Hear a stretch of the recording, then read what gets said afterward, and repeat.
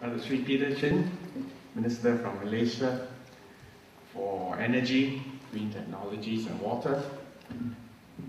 Distinguished guests, ladies and gentlemen, I'm here to bid you all a warm welcome to Singapore and also to just prepare the ground for Dr. Peter Chin's keynote speech. The big news for the last couple of days has been the fact that the world population has reached 7 billion. This is supposed to have occurred, I think, yesterday or within the last couple of days. And we know that Asia plays host to a significant portion of this population. The other key trend is the fact that we have now reached a point where half the world's population lives in cities.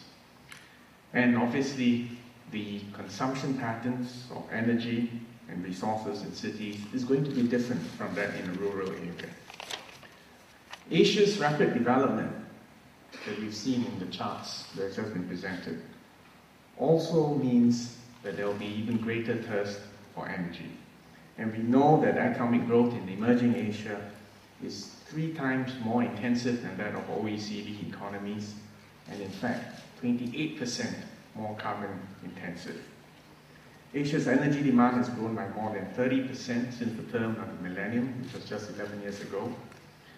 China's energy demand has doubled in 10 years, and the latest figures puts its annual consumption in excess of 2 billion tons of oil equivalents.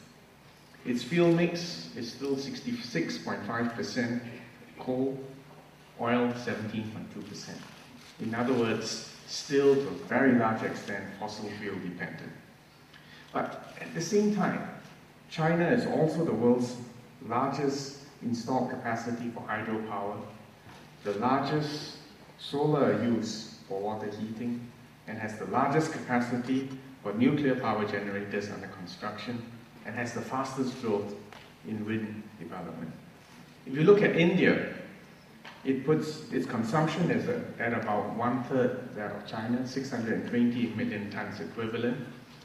42% of its fuel mix is made of coal, 26% coming from traditional renewable sources and waste. What all this shows is that there are trends of increased consumption, but there are also some interesting trends which are preparing us for the future. And as you see, millions, hundreds of millions of people make the transition from rural to city, from poverty to the middle class. We are living in a point of great inflection. The first point I want to make for today is that the investment decisions that are made in the energy field today will have long-term implications. Just think about it. A thermal plant running on oil will have a lifespan of 20 to 30 years. A coal plant, in fact, we know that there have been coal plants that have been operating in excess of 50 years. A 500 megawatt coal plant will release more than 150 megatons of carbon over its lifetime. And of course, with varying amounts also of sulfur, soot, and other pollutants. So the point is, depending on the choices of individual governments spread out across the world today, our choices of technology will have implications on sustainable development, on fossil fuel use, on carbon emissions for the next 3 to 5 decades. That's the first point. The second point I wanted to make was that as we talk about progress, it's not just about technology alone. Obviously, we need science and technology because new answers to old questions will have to emerge in that field. But I want to make the second point, that it is also dependent on government policies, primarily on the politically challenging point of getting right pricing and getting rational policies in place for the long term, rather than short-term political pressures, and in particular how to win the next election in I think Malaysia is next year, the next 1 to 3 years' time. As we see a convergence of rising prices in fossil fuels, and we see greater cost reductions in clean energy. This transition will still take many decades. As I said earlier, because of the long lock-in periods of the investments that we make, but there's also this problem of continued subsidies of local production and of consumption of fossil fuels. Last year, I believe the governments and taxpayers across the world spent $500 billion on subsidies. And the point I want to make here is that subsidies actually distort the economy, distort consumption, and actually not the right thing to do in the long term. But just as we encourage the right pricing of fossil fuels, we also need to be mindful not to create greater distortions, even as we try to correct the original imbalance. Let me give you an example of that. As some governments seek to provide subsidies or incentives for biofuels, we know that in some cases that have also led to deforestation in order to have more plantations. In some cases, it has also diverted agriculture from food into fuels. And because of the law of perverse outcomes, sometimes that has led to, in fact, more carbon being released into the atmosphere, or higher food prices, and greater economic difficulties, particularly for the people in the developing countries who are least well off. The issue of pricing must also take into account externalities. And really the big problem for the last 2 centuries has been the fact that we've been able to achieve economic growth without paying for the externalities. In the past, we never had to pay for the pollution of the seas, the degradation of our rivers and water resources. We never had to pay for polluting the world's atmosphere. We never had directly to pay for the health consequences of a degraded environment on the people in a community. So in a sense, industry has had a free ride in the last 2 centuries.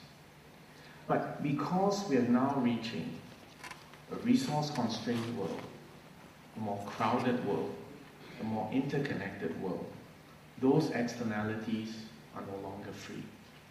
And all those pigeons are coming back to roost. So one big issue on externality is how do we set the correct price so that even as rational economic decisions are made, the correct prices are being paid. One big problem right now is just the whole issue of deciding what is the correct carbon price. Now there are different methods which have been offered in order to try to get a correct estimate of that. Different methods include trying to quantify the social, environment, and health costs of pollutants and carbon into the atmosphere, and then therefore deciding what carbon tax should be on that. Another method is to put an absolute restriction on the volume of emissions, treat carbon space as a property in which future rights to emit can be allocated or traded, and that's why this idea of a carbon trading regime comes about. Or to create a common organization, a global organization, which will bind all of us to specific targets and commitments. But we know, and I can tell you, the climate change negotiations which we will have this year in Durban, we're not going to arrive at a global, multilateral, rules-based, legally binding agreement.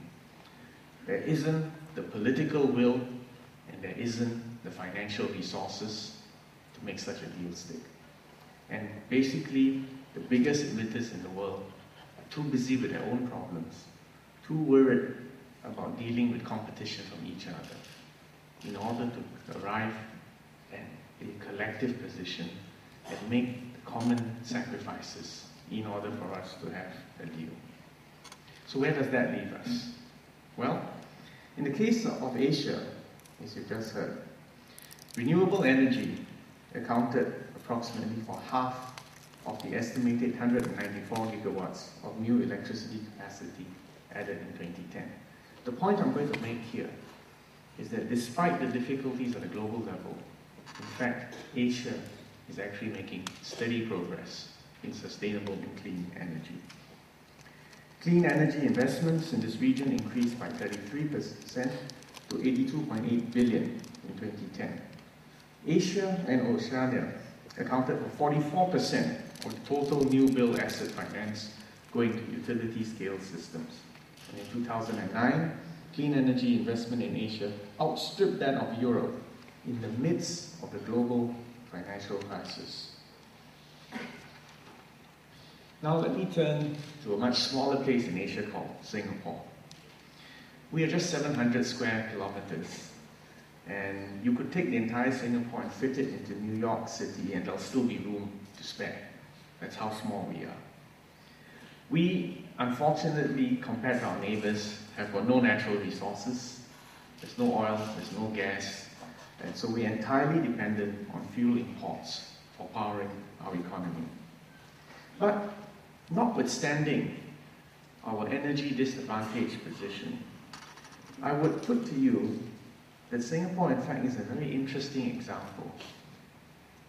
And let me just give you one statistic. Our fuel mix, we used to use 80% fuel oil. Or 80% of our electricity used to be generated from fuel oil. This was just 11 years ago. Today, 80% of electricity is generated from natural gas, courtesy, of course, of our neighbors, Malaysia and Indonesia. But here's the interesting point. This transition to a cleaner fuel occurred without any subsidies. In fact, all that we did was to liberalize our market, have a competitive energy market, and then allow technologies and companies and fuel mixes to compete. And this current situation which we have now is an outcome, an unsubsidized outcome, but an outcome that is incompatible with market logic. So the point I wanted to make here was that even without subsidies, but having an open, competitive market, you can get good outcomes and you can get progress. Having said that, we also had to look at the demand side of the equation. So not just the production of electricity, but on the demand side. And here we've had one big advantage, because we have never subsidized energy. The government is not caught in a political bind, which many other governments have elsewhere, of how to withdraw subsidies for cooking oil, fuel, kerosene, diesel, without hurting the less well-off members of our society. Because we have no subsidies on fuel, on electricity, people in Singapore are motivated to conserve and to avoid wastage. And therefore, one of our key strategies for coping with climate change has been to push energy efficiency. And my ministry and its statutory board, the National Environment Agency, continues to build capacity, to train people, to educate people, to also ensure that the mix of products available on our marketplace, people know which air conditioners, which fridges are energy efficient, which cars are energy efficient.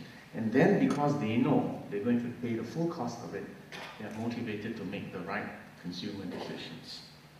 Our goal in Singapore is to reduce our energy intensity, that is, the energy used per dollar of GDP generated, to reduce that by 35% from 2005 levels by 2030. And we will achieve this through an optimal mix of measures which includes standards, incentives, and education, focusing on energy efficiency, making ourselves a test bed for new technologies, eschewing non-sustainable subsidies, but just providing a level, competitive playing field. I want to end with a quotation from Sheikh Yamani, whom I think you all know was the Saudi oil minister who played a key role during the early years of OPEC. And he said, "The Stone Age did not end for lack of stone.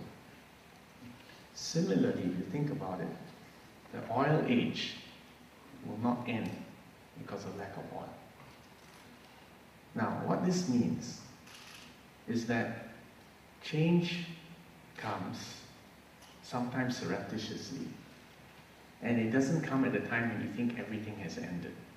But we may be in such a point of change. It is very important for those of us in government, as well as all of you in enterprises and running companies and making multi-billion-dollar investment decisions, to understand that. And we need to position ourselves for the future, but at the same time, not prematurely and not ideologically, but in a way which is rational, forward-looking, and takes into account both the opportunities as well as the business threats which are going to confront us.